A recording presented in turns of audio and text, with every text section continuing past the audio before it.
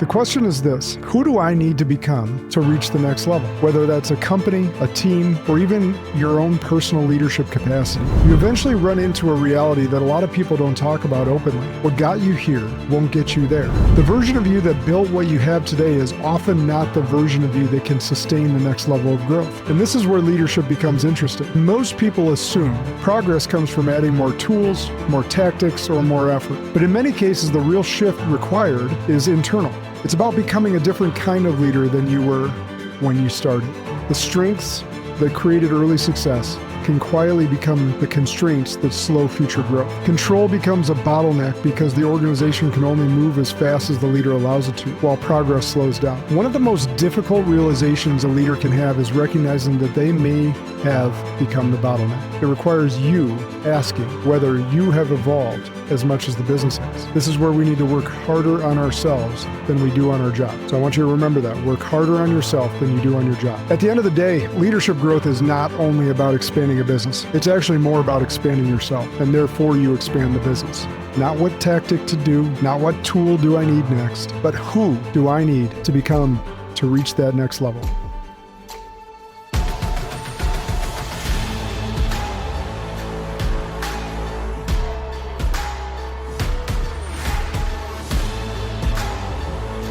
Welcome back to Spartan Leadership. I'm your host, Josh Kosnick, and this is your podcast for leadership, inspiration, and impact. Today you got me solo, and this may be happening a little bit more frequently than normal. In the past few years, maybe once or twice a year, but with my schedule right now, travel and otherwise, it's been hard to line up guests as well as my schedule, so we keep our promise, keeping an episode coming out per week to pour into all of you. So just so you know, there might be a few more solos headed your way if schedules don't align. But I got some heat for you today, and it's about becoming the leader the future you needs, the future business, the future family person, whatever it may be, the next level leader. So today I want to talk about a question that every leader eventually runs into if they stay in the game long enough. It's not a strategy question. It's not a marketing question. It's not even a systems question. It's a much deeper question, and it's one that often shows up quietly before people fully recognize it. The question is this: who do I need to become to reach the next level?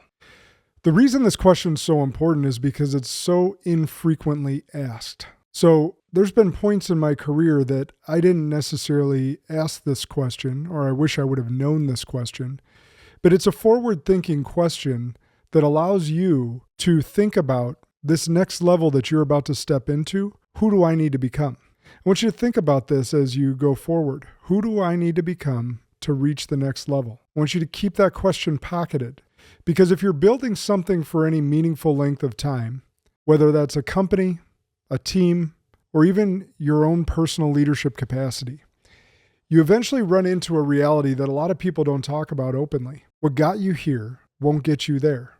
The version of you that built what you have today is often not the version of you that can sustain the next level of growth. And this is where leadership becomes interesting, because most people assume progress comes from adding more tools, more tactics, or more effort. But in many cases, the real shift required is internal. It's about becoming a different kind of leader than you were when you started. So think back to the early stages of building anything meaningful. Most entrepreneurs and leaders begin with a similar set of traits. They work harder than everyone else.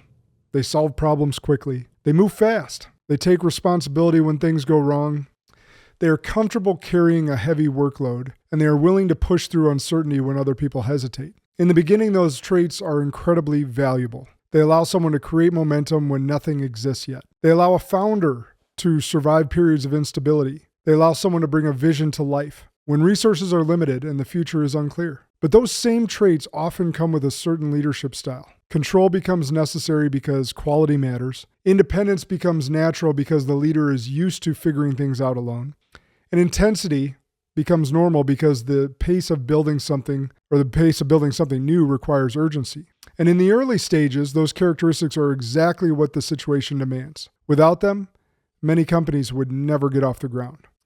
But eventually something begins to shift. The business grows. The team grows. The complexity increases. Decisions start affecting more people. The leader's responsibilities expand beyond simply solving problems quickly. And this is where many entrepreneurs encounter a leadership transition they didn't anticipate. The strengths that created early success can quietly become the constraints that slow future growth.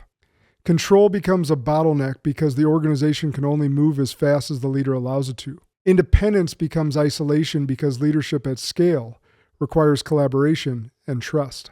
Intensity becomes exhaustion because sustainable organizations cannot operate at the pace of constant emergency firefighting. None of these traits are bad. In fact, they were necessary earlier in the journey. But if they are never refined or redirected, they begin to create friction, and the leader may feel like they are working harder than ever while progress slows down.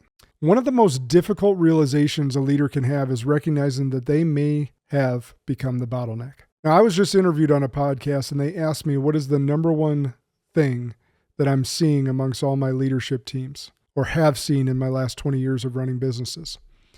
And it's the leader becoming the bottleneck. It's the leader feeling like they need to be hands-on with everything. Let's take it in the contracting field. They feel like they need to be swinging the hammer. They feel like they need to be laying the pipe.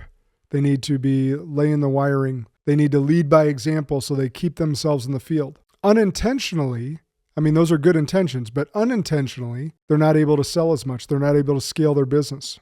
So I want you to think about that. Where are you becoming the bottleneck? I didn't start back up yet. Go back up. So you, as the leader, need to identify where you're the bottleneck and where you need to let things go, where you need to delegate and elevate. No leader intentionally becomes the bottleneck. It's not because of lack of effort, but simply because the organization has grown beyond the leadership structure that once worked. When this happens, leaders often try to solve the problem by increasing their effort.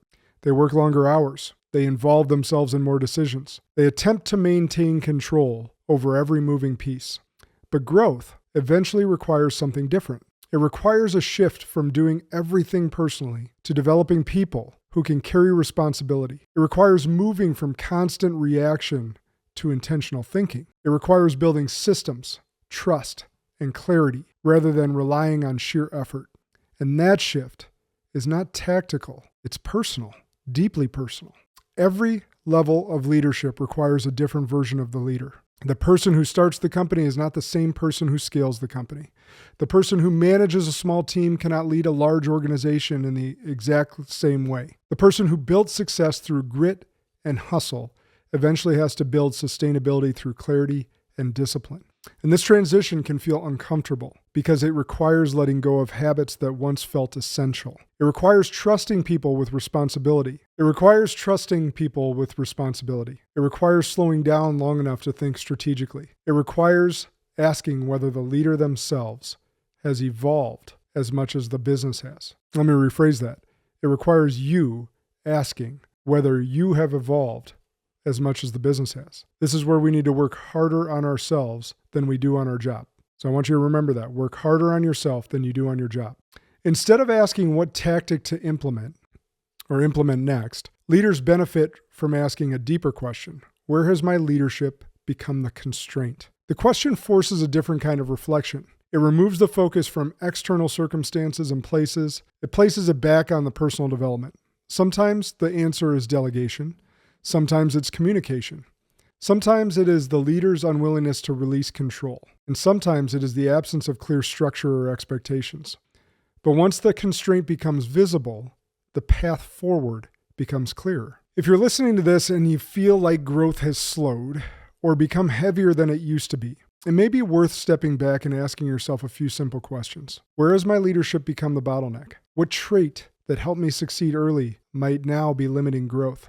And what new discipline or mindset does the next level require from me? These questions are not meant to create guilt or pressure. They are meant to create clarity because leadership development usually happens one shift at a time.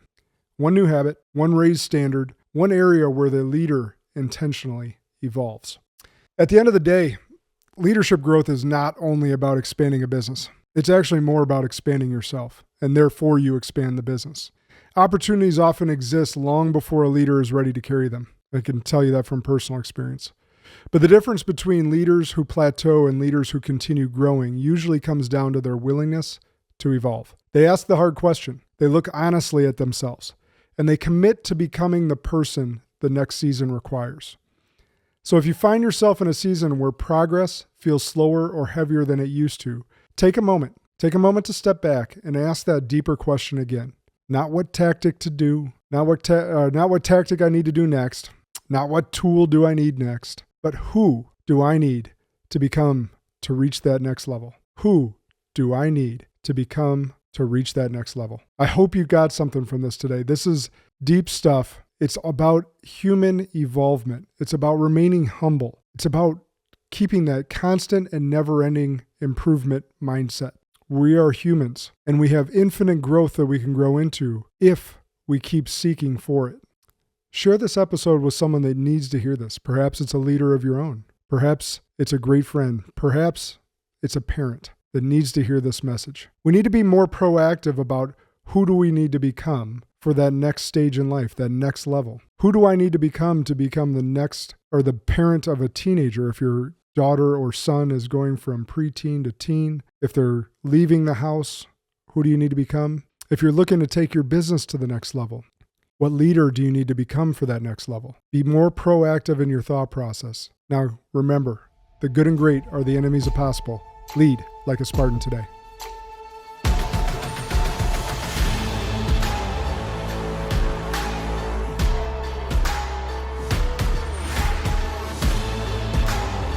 This